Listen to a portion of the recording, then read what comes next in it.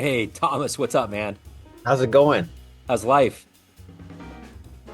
It's like drinking from a fire hose. It's okay. Just be careful. Don't let it knock your teeth out or anything. Sure, there's plenty of water. That's the good news. So, are you up in Seattle? I'm in Seattle. Okay. Yeah, cool. Yeah. I was up there in the mid 90s when the whole grunge thing was going on, and I'm here in Kansas City, so I brought some bootleg Pearl Jam back, and I was the golden boy. Okay. Yeah, high school. That was high school for me. Yeah, it was Um, fun. but I It wasn't really into it. I was always a jazz head. So okay. somebody asked me, I was talking to Nishit Waits, and when he was here last year with Tar Baby, and he was like, "So how did you experience the grunge thing of the 90s?" And I was like, honestly, I didn't. Yeah. I'm on this record that a guy did called Jazz Overhaul, and it's all like 90s grunge tunes from all the, Alice in Chains, Soundgarden, Nirvana, Pearl Jam. Um, and he's kind of reimagined them into jazz vehicles, which was cool, but also I didn't know any of them. These Yeah. are like million selling songs. What can I say? In high school, I was listening to Miles. That's cool, man. I dig it. Yeah, and I think I listened to Miles on my flight up there. I think it was around that time period that I got into jazz and then started going to clubs here in town. It was mid 90s that I got into it. And then I started this show in 2011. And I mean, jazz is always, I had a roommate that was really into all the cats. So we had a really good sound system in our apartment back when you would play things on a Yeah. good sound system. And Yes. man, we'd have Coltrane and Monk going, windows open, just going for it, and it was like that was the serum. It was maybe kind of like when people get their first tattoo, they just want more and more and more. That's the way it was with jazz. It was like once I got that feeling, it was on. I get it, man. I get it. So, but man, it's great to meet you. Thank you for taking a minute out today. I'm looking forward to getting into screen time and a wonderful world of music that you've created over these years. Let's do it. So let's begin with first and foremost, one of the more momentous things that we went through in our lifetime has been this pandemic 4.5 years ago or so. How much of living through that has influenced either screen time or the way that you do things now? I mean, yeah, the pandemic. Well, not a happy time. Yeah, I definitely feel like it was a refocusing of priorities for a lot of people. It certainly was for me, and um, making sure that I maintain relationships that are sometimes difficult to maintain because of time and space and all of those things. I think also though, during the pandemic, I started thinking about what are we coming back to, especially in our community in Seattle. And so in the last few years since the pandemic, I've been involved in running something called Seattle Jazz Fellowship, which I founded in 2021. Um, which is not really having anything to do with screen time necessarily, but it's definitely what's been keeping me busy because we're really trying to grow and shape our local jazz community. As a musician living in Seattle, sometimes, and I know other musicians of other locales have the same situation that when there's dollars being spent for jazz, usually being local is a liability rather than an asset. And so we're trying to sort of flip that around a little bit, and grow our community so that wages can get high so we can have a professional class of jazz musicians again. But I think one of the things that has let me think about what our jazz community is like is having something to compare it to. And through my relationship with the guys on this record, honestly, Orrin Evans and Mark Whitfield Jr. and um, Robert Hurst, it has allowed me over the years to engage in other local jazz communities, mainly in Philadelphia. Although New York City is a local jazz community too. And I lived there for a number of years as well. So maintaining those personal relationships, I think, is probably the number one priority that came out of the pandemic. That's musical, personal, locally, all of that, yeah, because that's the glue of this music. The music needs a community to for it to exist. It yeah. just, there we need musicians to play music, and musicians play best, I think, when there is a community to support them. So this is your 15th album, Screen Time, Yeah. and I'm curious, what was the vision? What was kind of the artistic vision, and how do you feel about how it came out? Yeah, I mean, I think there's been a lot of attempts to do sort of jazz on film or, to do that. But I think also, um, everything is a visual medium these days, right? Including music. If you're not putting your videos of yourself playing on social media, like you don't really have a career at this point. Um, that's a thing that's kind of a prerequisite. So they say we all have too much screen time. So to kind of maybe poke that in the eye a little bit and be like, yeah, too much screen time. Let's listen to some music. But Yeah. I think also Orrin and I had just talked about doing another record on Imani Records, Orrin's label, and they were passing through town. And so we were just kind of spitballing ideas about songs, and um, I wanted to do that song Summer Night, and I thought it was time to do another version of You Only Live Twice. And he said, well, it's funny. I would like to do this song Dexter's tune from the movie Awakenings, which I had previously recorded, and so had Orrin. But and he also said, I would have always wanted to do this Fred Rogers song with you. It's such a good feeling. And so with those four tunes as kind of the anchor, I was like, there is a little bit of a theme developing here. These are all songs that are associated with film and TV. Yeah. So he said, well, I really want to do this Reading Rainbow theme. And I was like, okay, well, I actually want to play Love Theme from The Predator. And so as it just kind of, we started talking about it. Sometimes it's an easier task to reach the audience if you meet them halfway. I think there is a big push for everybody to play their own original music right now. Um, I'm all for that. I believe that's how the music moves forward. I've done that a lot, but I think also listeners want to hear something that's familiar, a little bit. You don't have to pander, but just I think to play something that's familiar and in the popular mind is helpful for the music, but also just to grow an audience. And so this is something that jazz musicians have always tried to do. I mean, Miles Davis played If I Were a Bell for 15 years. Yeah. That was a pop tune from a musical. John Coltrane, my favorite things, from The Sound of Music of all things. So we don't really think about the connotation so much anymore because a lot of those songs are just part of the jazz consciousness now. Yeah. So I'm just, in a way, just following the tradition, just doing what jazz musicians have always done, but also trying to keep it current, try to keep it topical. So when you said Fred Rogers, you're talking about Mr. Rogers, right? Mr. Rogers, yeah, Mr. Rogers. So at the beginning of the year, obviously for obvious reasons, I needed to have some positive things, positive human beings that were really putting altruistic good out into the world. And he was. And I read a book about him, Yeah, about how literally his life on screen was indistinguishable from his life as a private guy. He was that dude. He was yeah, the quintessential dude. So I started digging in, and Johnny Costa was his musical director, who was a jazz cat his whole life and was like from start to finish. And I put one of his tunes on the show last week. So when you said Fred, I was thinking, yeah, I'm in the neighborhood. I get it. You yeah, know? man. And he wrote a lot of songs and played piano himself, not badly. And Yes. yeah, anyway, I love this song and I love Orange arrangement of it that we did on the record. It's such a Yeah. good to know you're alive. That's it. That's Yeah. it. So what are you ultimately hoping a listener gets from this album, Screen Time? Well, I always like to I mean, I hope they get a smile. I hope they get a warm, fuzzy feeling or any feeling at all, honestly. I mean, that's our job as musicians, right? To affect the emotional state of another person. And we think about it in live performance more than I think we do on an album. But it's still the point of music. So I hope when people listen to it, they feel something either um, warm and fuzzy, or they get a smile, or they're like, "This is terrible." Okay, then that's a strong feeling too. So The great Adam Larson, who's in Kansas City now, he's spent time in Chicago and New York. At one point, we were talking to one of his albums, and he was like, "This is the bottom line. Feel it one way or another. But if you have no feeling at all about it, I'm not interested." That's the worst kind of yeah, critique that anybody can indeed, have. indeed, and we're kind of in a state with a lot of jazz radio in America where if people really like it, they usually leave it off the playlist because there's generally an equal number of people that really don't like it. And so anything that doesn't elicit a strong emotional thing one way or the other, that's what they play. Yeah, Um, that's not what I'm really into the music for. right.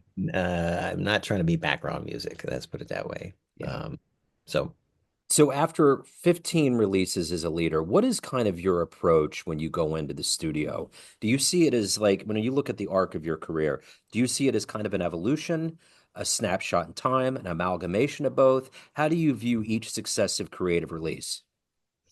Yes, couple questions in there.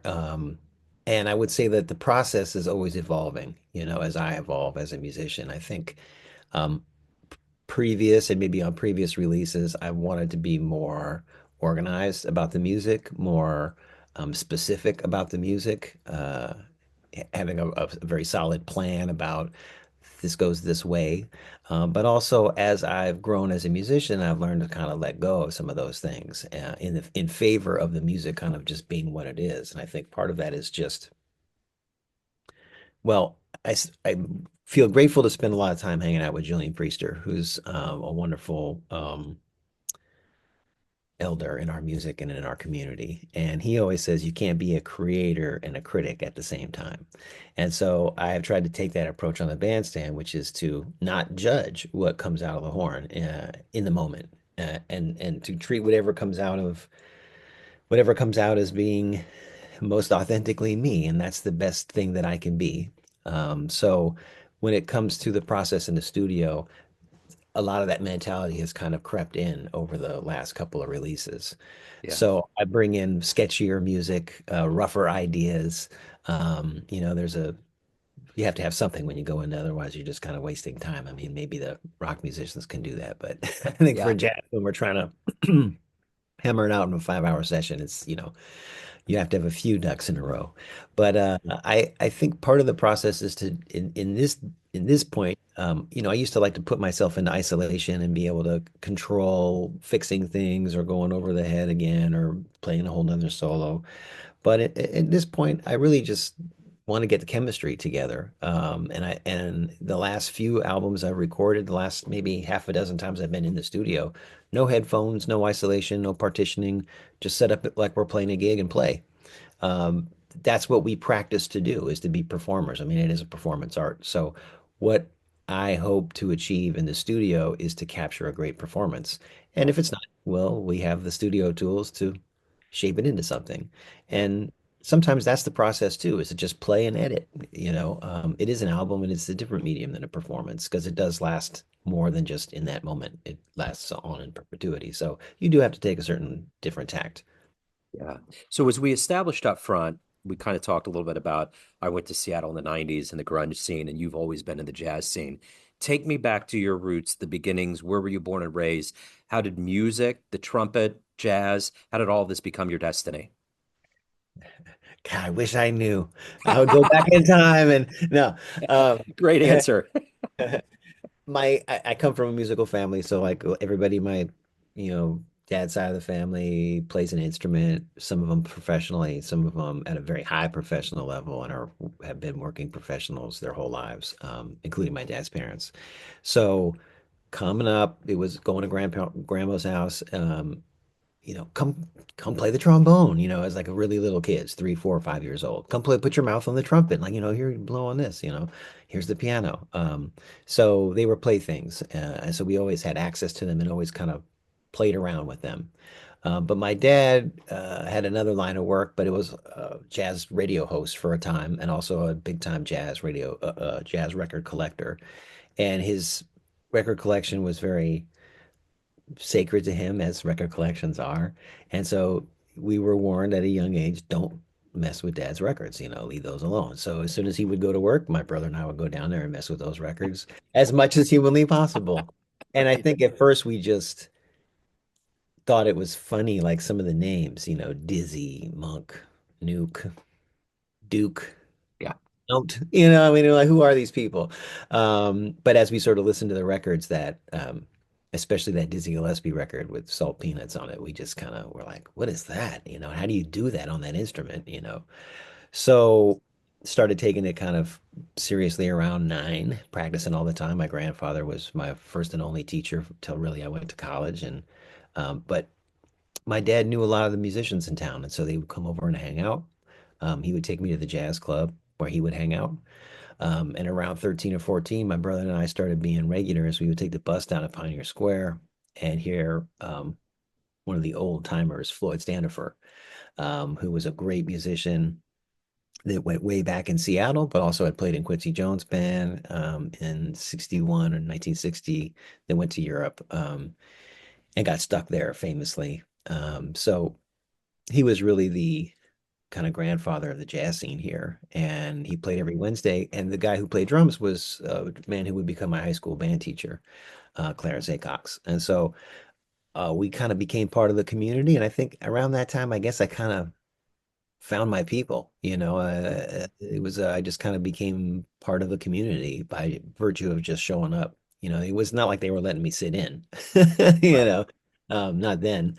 Actually, not ever at that gig, other places, but um, yeah, that's kind of really where it started. I went to a high school that had a really award-winning, jazz program and all that. But as soon as that ended, I started gigging around Seattle when I was in high school in the early 90s, subbing for some of the other musicians in town and, um, just trying to get my stuff together. And eventually, uh, in 99, I won the Caruso competition and got $10,000 from Herb Alpert from winning and got a gig with the Maynard Ferguson Orchestra and packed all my shit in a suitcase and moved.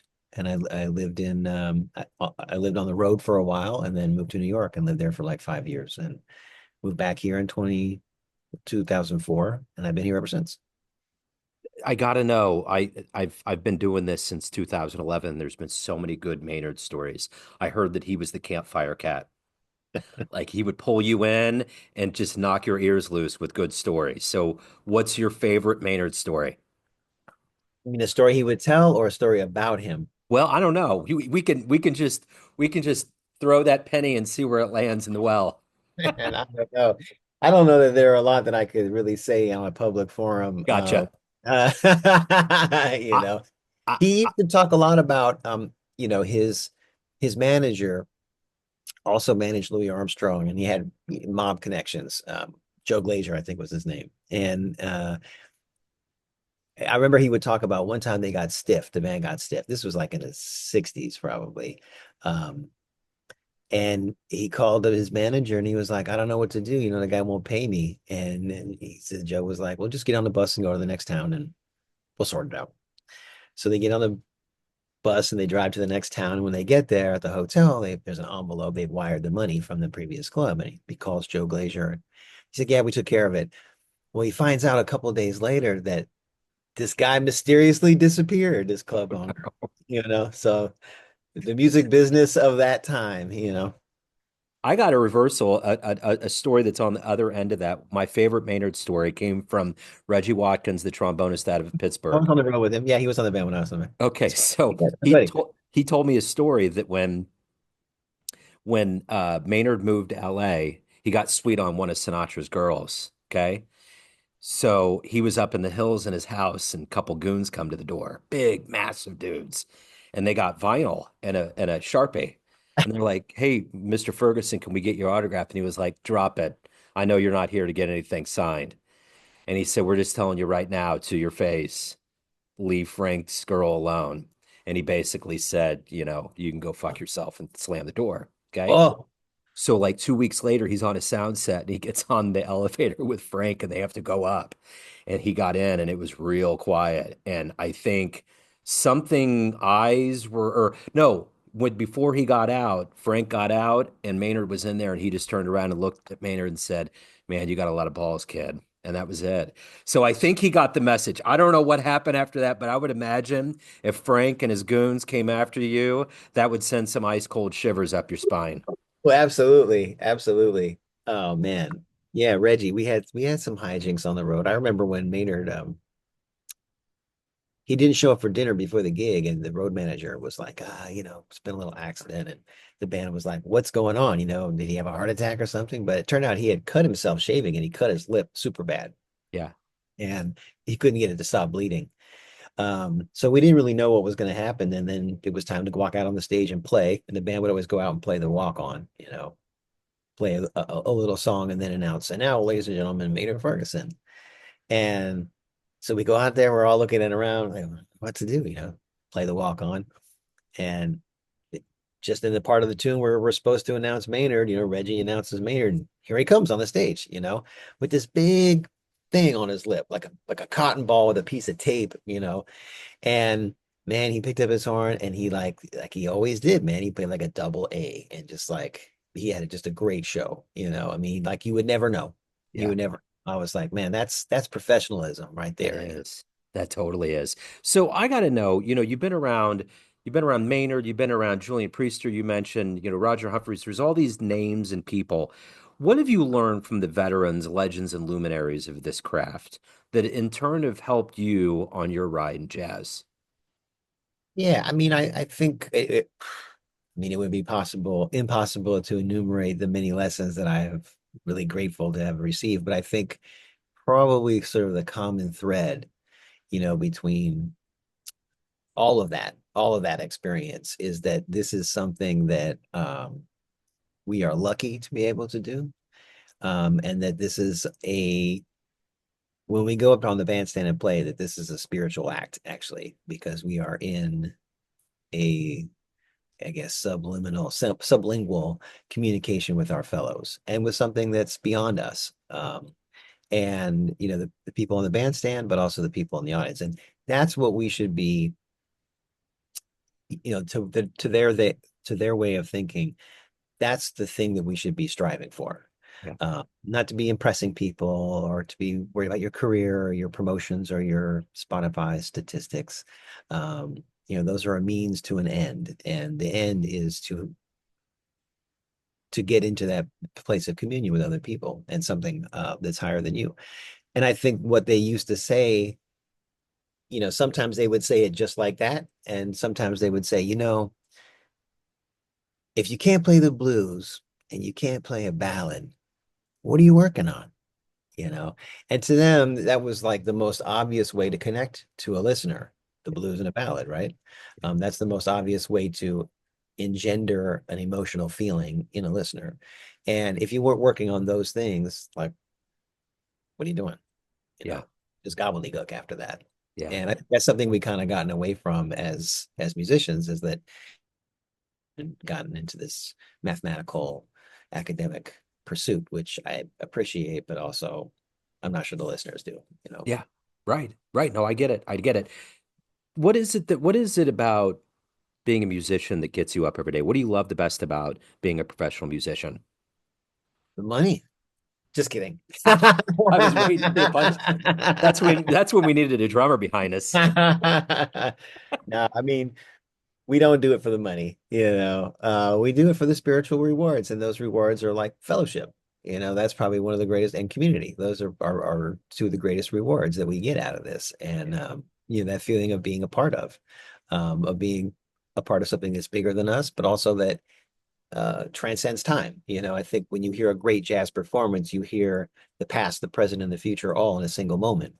And I feel like the community is very much like that as well. Like being part of that community is it makes you part of the past, present, and future all at the same time. I don't know if people who like join the union feel that way when they hang out at the union hall, and you know what I mean? I don't know if they get that feeling. Maybe they do. I think most people actually seek that out, that feeling of fellowship. So that, but also I just love to be, I don't know, man. I love that music. I love that feeling. I Yeah. love feeling of being in the moment and of setting my baloney aside for a minute and just trying to connect. Yeah. What was the first live jazz show that you saw that blew you away? Do you remember? Or an early one that really was seminal for you in your development? Yeah, I saw Dizzy Gillespie in 1988, and I guess that was probably I was 13, 14. I was in seventh or eighth grade, and I stood in line for like 4 hours so I could get a front row seat. Yeah. And looking back, well, it was wild because I'd been listening to all his records from like the 40s and 50s. And then to go hear him with like electric bass, electric guitar, kind of funking it up, and like his Yeah. chops were not that great. I was like, what the hell? I was like, this is not what I wanted to hear at all. But and then a couple years later saw Miles Davis. Well, actually, like maybe even that same year, I saw Miles Davis, and it was a similar situation, but it was also a whole interesting production, like the whole different venue, different audience, different everything, but sort of similar thing. I wasn't really ready for the updated sound. I had been listening to the old records, and I think that those were the moments where I was like, oh man, these are people who evolve over time that don't stay static in anything that they do. I mean, we think about that about Miles, definitely. But we don't really think about that, like Dizzy being one of those people, but he was, Yeah. because he wanted to maintain his audience. But um, seeing them in person, just watching them walk out on stage, the way they carried themselves on stage, how they reacted to the audience, all of that stuff was pretty mind blowing. Was Miles in Seattle? Yeah, the Okay. Paramount. Yeah. So I interviewed somebody years ago that said that they were supposed to go to a show of his, and I don't know if it was that one, and he just lamented that he didn't make it, and he always wished he would have made it to that Miles show. So it's kind of fun, full I feel circle. really lucky, man. I got to see him many times, many, many times. So was it stereotypical that he would do that thing where he would put his back to the crowd and play a note, or did he ever do anything like that? He did that a little bit. I mean, he faced the crowd. He paced the stage a lot. So sometimes, Okay. he would have his back. But one thing I remember is like he had these giant placards with the band members' names. So instead of, announcing on the mic or whatever, if somebody played a great solo, like Kenny Garrett would play a solo, he'd hold up this big thing that said Kenny, and the crowd would applause. But he was definitely a way of communicating with the crowd that didn't require him to like speak, you I know. gotcha. And so it wasn't like he was ignoring the audience at all. He was very much working the crowd, Yeah. That's you know. cool. I've never seen anything or Cool. anything. That's awesome, dude. Yeah. Only Miles, right? Yeah. Yeah. Only Miles. So let me ask you this. Well, I think this is the thing, man, is that they were performers, Yeah. and Uh-huh. and we forget that. I present a lot of local jazz here in Seattle, and I see it a lot that musicians, because of the influence of academia, they want to give a recital and not a Yeah. performance. And it's not a recital, it's a performance. And I think we have to remember that. And it doesn't mean you have to compromise the music to give a performance. Completely the opposite. Yeah. What that means to me is that you have to be 100% emotionally in. You know what I mean? You have to Yeah. be committed. It's a level of wanting to be present for the other people, instead of just wanting to play it right, you know. You know what's interesting about that? One of the best shows I ever saw was Arturo Sandoval. Hmm. And he was totally joking around. He was like a comedian. He was like picking people in the front row and making jokes and talking to the crowd. He came out. I've never seen a jazz performer come out for an encore. I mean, that place was absolutely ecstatic. I think it was at the end of our Charlie Parker week in August. And he just totally blew the roof off, but he had bedside manner. There was a way of entertaining that he had. And it was kind of, and I saw the same thing with Marilyn May. She was one of the first from that old world where in between songs, when she would talk, the pianist would play, kind of that Uh, Tonight Show vibe, right? Just like everything was just had this parlance, this mayonnaise to the sandwich that you didn't right, expect. right. And she was just so good. And I remember walking away from that thinking that is a world of musicians that has gone away because that is not the common thing anymore. Because I'll see cats come into town that just tear it up, but they're not really like interacting. It's kind of like this recital mode. Yeah. Um, I but got to play a couple nights with Kurt Elling at Jazz yeah, Alley. And man, what a master. They were both nights were exactly the same. And as that's what we do. And both nights I didn't see a single person leave that club. 350 people each night that did not have a smile on their face. wow. Everybody was grinning ear to ear, and he took them on a journey. Yeah. Um, it was great. You know who's amazing at that, and we're so fortunate to have him here in town, is why is his name escaped me right now? It's gonna come to me. Lonnie McFadden. Lonnie McFadden's a trumpet player. He's a tap dancer. He's a singer, and he has his own club. And he actually, of all times, he got it during 2020. There's an old hotel that played like one of the first, I think, one of the first Count Basie shows in the basement, and it was Oh, like known as kind of the place that Kansas City like hatched like radio. mhm. It was, man, it was to this day, it's just it blows me away. Like it was a different level being in his club, but I've seen him in other incarnations. He's absolutely just electric in a way. In fact, when you were talking about that story about Maynard coming out with the thing on his lip, he was telling us a story about going to Branson and doing tap dancing with his brothers. Mm. And I think he said it was there was a Waylon. Oh, I can't remember. It's going to come to me, but there was a classic performer that like went out on stage, tore it up, and had the flu. And when he was done, they literally loaded him on a bed, and he went into the ambulance to get IVs put in to give him Yeah. fluids. But he did the whole show, you know. Um, Yeah, I hear those stories from the old days, man. And yeah, well, the show must go on. And I that's it. really feel that that's because of the economic situation of most musicians. Like, you don't get paid if you don't go on, and Yeah. you got to go on sick or I mean, there's no sick pay for musicians. But it's chops too, man. They just It have is. this artistic integrity that won't allow them to not give their best, you know. 100%. And I had the great privilege of being musical director for Hadley Callman, who was one of the elders in Seattle for a while. Yeah. And he had been diagnosed with cancer, and they were like, "Yeah, you might get a year, without doing chemotherapy and all that." And he was like, "Okay, well, I guess that's kind of that." So we made a record and booked some gigs and just tried to, be as productive as we could be with him, but he ended up making it like another 3 years because the music kind of kept him going, honestly.